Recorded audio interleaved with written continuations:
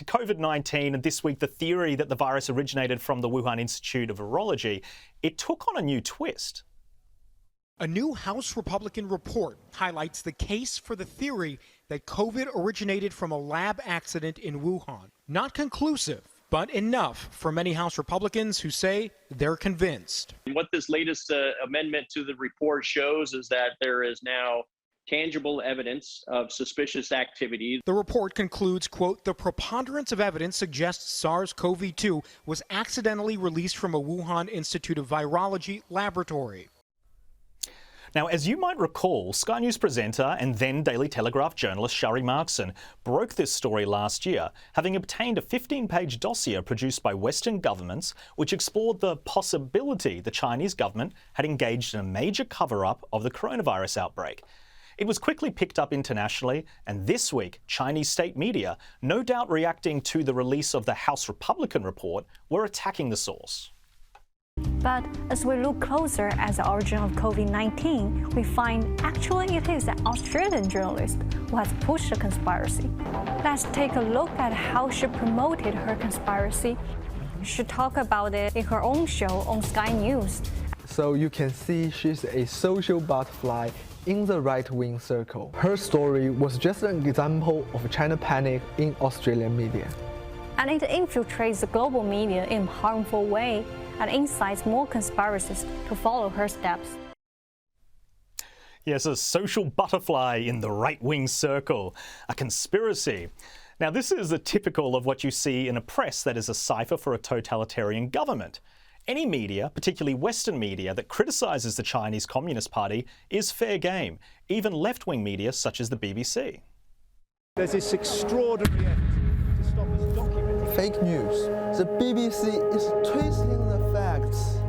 What did you say? BBC is making things up? They only report on China when they can make up some controversy, especially when it comes to Xinjiang.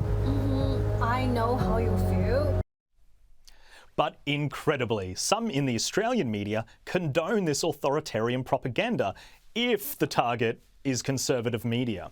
Taking her cue from this China Daily tweet, ABC Sydney radio host Wendy tweeted, "There are few things more emblematic of the days we live in than being drawn into World War III by Sharri Markson." You heard that correctly. Harmer, who is supposedly a journalist, was effectively demanding Markson self-censor one of the most important public interest stories for fear of upsetting the CCP. And then she is effectively blaming Markson for what she claimed would be a catalyst for World War III. It was disgraceful alarmism and totally contradictory to everything journalism stands for. Not surprising, Harmer later deleted her tweet. And we put questions to the ABC's head of communication, Nick Lays, asking whether this tweet breached the national broadcaster's supposed social media policies. We also asked whether Harmer was told to delete the tweet by ABC management or whether the ABC would apologise for such an inflammatory comment. Lays' response was, "No comment from us, thanks. Cheers." Cheers, Nick. Don't you love when organisations which are given more than $1 billion of Aussie money each year don't feel the need to be transparent at all? And we couldn't help but notice another Australian connection in the China Daily video. See if you can recognise the newspaper format. Besides Vicky Xu, editor of Foreign Policy magazine James Palmer said her article has links to conspiracy theories about the origins of coronavirus, which are popular on the right wing. That's right, it's The Guardian Australia, which featured twice, including for an article from July 14 titled "COVID Origins, Australia's Role in the Feedback Loop, Promoting the Wuhan Lab Leak Theory." The article suggested the Australian media, specifically Markson, had been caught up by political concerns instead of the science. A second article, this time by the paper's media writer Amanda Mead and political correspondent Daniel Hurst from May this year, also featured in the propaganda clip. Markson's story has been criticised as misleading and alarmist by China analysts, The Guardian wrote. Guess what happened just a fortnight after Mead wrote that first article? U.S. intelligence leaders are seriously exploring the possibility that the COVID-19 pandemic may have begun here, the result of an accident at this virology lab in Wuhan, China. It's part of a fresh investigation ordered by the White House. Is the media's obsession with Sky News and its supporters so great that journalists will actually promote Chinese propaganda on Twitter in order to criticise the work of our journalists? Sharri Markson put it well last year. But again, in Australia, like in the US, there are, of course, those left-wing sections of the media that don't want to believe that this virus may have leaked from a laboratory. And of course, we don't know that yet. That's being investigated, but they don't want to even think about it. So, you know, already there have been attacks from that angle here as well. Nothing, it seems, has changed. And we put questions to The Guardian's editor Lenore Taylor about The Guardian being featured in the propaganda clip, but she declined to comment. Nothing to see here.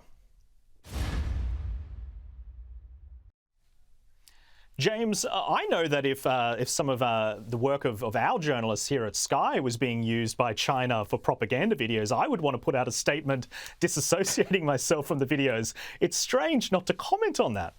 Well, it is strange not to comment on it, but it is funny, too, seeing, you know, some of those reports out of China. I thought I was looking at an edition of Media Watch, but then I realized, well, there's far more diversity in that clip than on an ABC Media Watch clip.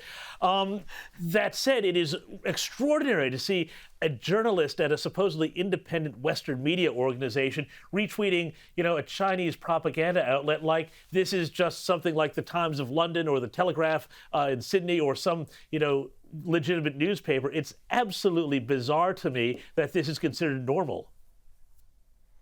Yeah, and Sophie, what's your making of it?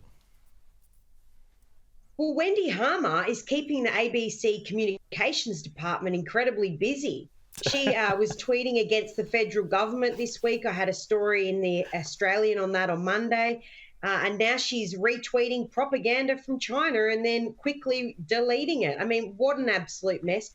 Wendy should really just get off Twitter and go for a sunny walk around Sydney at the moment because she's doing herself more harm than good. But it's a real concern that we've got media here in Australia peddling Chinese propaganda and thinking that is okay.